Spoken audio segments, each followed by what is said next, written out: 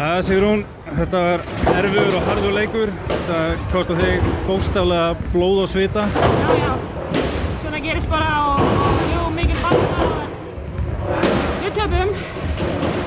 Þið voru nú mjög góðar fyrstu 3 leikslutana, en síðan kom þarna algjört afskóð í 4. Það er alltaf einkennandi við Haukana, það er kannski byrja vel, en 4. leikluti hjá þeim er alltaf góður, bara miklu betur en í 3, þannig að það gerðist ekki í dag, við héldum í fyrstu 3 leiklutana og svo í 4. stund bara, komum þarna á raun sem við réðum ekki við.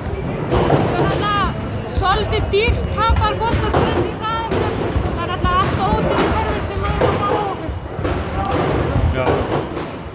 Nú að þér, nú ert þú komin í nýtt lið þessu ári. Já. Þetta að byrja með systurinnum í Skallagrim. Já.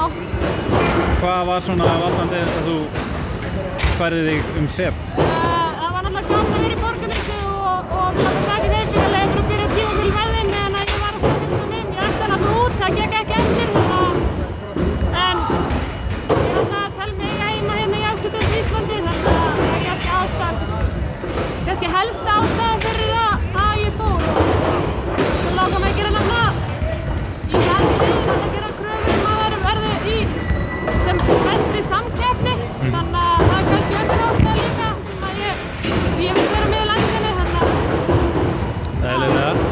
En þá að af hverju Grindavík var fyrir valinu, var það Björg og Helga sem að höfðu það mikil áhrif? Það er eiga þátt í því og Pétur sækir Pétur Óli frá landsliðinu og ég leit bara vel út og þeir hafði samband við mig í sumar og ég er búinn að vera í samband við þeim þannig að Grindavík var eiginlega liðið sem að ég hafði áhuga á að fara að vera heima og þeir biðu eftir mér og ég myndi ekki fyrir það líka. Herru, farðu nú að láta sauma þig. Já.